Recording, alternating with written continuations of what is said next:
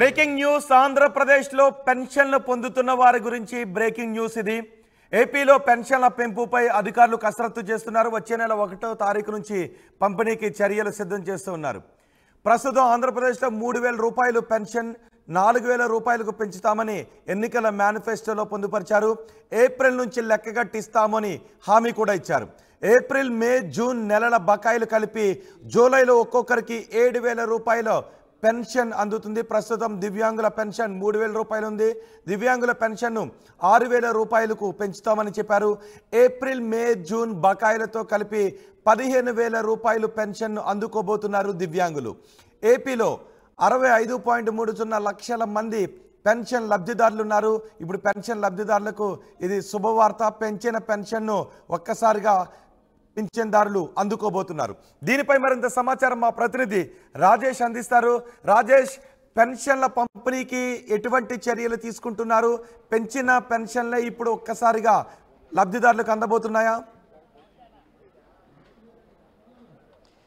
అంటే ఖచ్చితంగా ఎన్నికల్లో ఇచ్చినటువంటి ప్రధాన హామీ పెన్షన్ల పెంపుకు సంబంధించిన హామీని జూలై 1 నుంచి అమలు చేయబోతున్నారు. ఇప్పటి వరకు 3,000 రూపాయలు పెన్షన్ అమలు చేస్తుంటే కూటమి అధికారులకు వస్తే 4,000 రూపాయలు పెంచుతామని చెప్పారు. దానికి సంబంధించినటువంటి కసరత్తు అధికారులు చేస్తున్నారు. జూలై 1 నుంచి కొత్త పెన్షన్ అమల్లోకి రాబోతుంది. అంతేకాదు ఎన్నికల ప్రచారంలో కూటమి నేతలు ఒక హామీ ఇవ్వడం జరిగింది. ఏప్రిల్, మే, జూన్ ఈ 3 నెలలకు సంబంధించినటువంటి పెన్షన్ని కలిపి 7,000 రూపాయలు జూలై నెలలో ఇస్తామని ప్రకటించారు. కాబట్టి దానికి అనుగుణంగా జూలై 1న 7,000 రూపాయలు పెన్షన్ అయితే పంపిణీ చేయబోతున్నారు. దానికి సంబంధించి ఇప్పటికే అధికారులు అయితే కసరత్తు చేస్తూ ఉన్నారు. ప్రధానంగా ఆంధ్రప్రదేశ్లో 65,30,000 మంది పెన్షన్దారులు ఉన్నారు. వృద్ధాప్య పెన్షన్ సంబంధించినటువంటి అంశంలో 65,30,000 మంది ఉన్నారు. వీళ్ళకి ఇప్పటివరకు 19,938 కోట్ల రూపాయలు ప్రతి నెల బడ్జెట్ కేటాయింపులు చేస్తున్నారు, నిధులు అవుతుంది. కానీ ఇప్పుడు 7,000 రూపాయలు పెంచిన 4,000తో పాటు అదనంగా 3 నెలలు ఇస్తామన్నారు. కాబట్టి ఆ 3,000 కలిపి 7,000తో పాటు పూర్తి స్థాయి వైకల్యం ఉన్న వాళ్ళకి 15,000, అదేవిధంగా కిడ్నీ, తలసేమియా బాధపడుతున్న వాళ్ళకి 10,000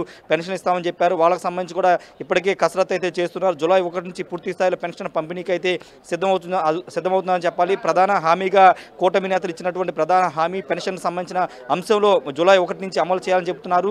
రేపు చంద్రబాబు ముఖ్యమంత్రిగా ప్రమాణ స్వీకారం చేయబోతున్నారు. కాబట్టి మొదటి సంతకం మెగా డిఎస్సి మీద, తర్వాత సంతకం ల్యాండ్ టైటిల్ యాక్ట్ రద్దు మీద ఉండే అవకాశం ఉంది. కాబట్టి వీటితో పాటు పెన్షన్ల పెంపు అనేది కీలకంగా ఉంటుంది. కాబట్టి దాన్ని జూలై 1 నుంచి అమలు చేయాలని నిర్ణయించుకున్నారు. దాదాపు 65 లక్షల మందికి పైగా పెన్షన్దారులకు సంబంధించినటువంటి అంశంలో 7,000 రూపాయలు జూలై 1 నుంచి అందుకోబోతున్నారు.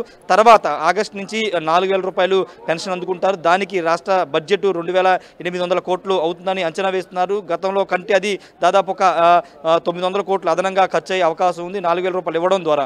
అయితే పూర్తి స్థాయిలో కేటాయింపులు అనేవి చేయాలి. ఇప్పటికీ ఆర్థిక శాఖకి ఆదేశాలు అయితే వెళ్ళాయి. వాటితో పాటు ఇతర హామీల మీద కూడా చంద్రబాబు దృష్టి పెట్టారు. మహిళలకు ఉచిత బస్సు అంశం మీద కూడా ఇప్పటికే అధికారులు అయితే కసరత్తు చేస్తున్నారు. రోహిత్, ఏదేమన్నప్పటికీ పెన్షన్లు అనేవి చాలా కీలకంగా ఉంటాయి. వన్ సైడ్గా పెన్షన్దారులంతా కూడా కూటమికి ఓటు వేసిన నేపథ్యంలో వాళ్ళకి ఇచ్చిన ప్రధాన హామీని నిలబెట్టుకోవాలని చంద్రబాబు నిర్ణయించారు. కాబట్టి ఇప్పటికే దానికి సంబంధించిన కసరత్తు ఆర్థిక శాఖ ఏప్రిల్ నుంచి లెక్కగట్టి ఇవ్వబోతున్నారా?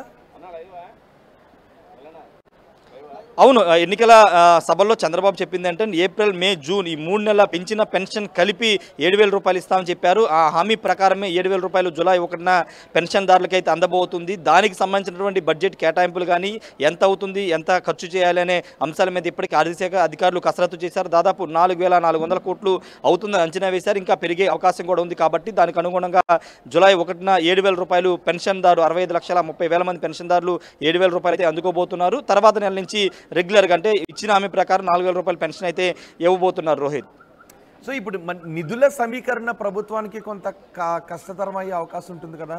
ప్రభుత్వ వర్గాలు ఏం చేయబోతున్నాయి? ఒక్కసారిగా ఇన్ని పెన్షన్లు ఇవ్వాలి అంటే ప్రభుత్వానికి కొంత భారంగా మారే అవకాశం ఉంటుంది కదా. సో ఏం చేయబోతున్నారు అధికారులు?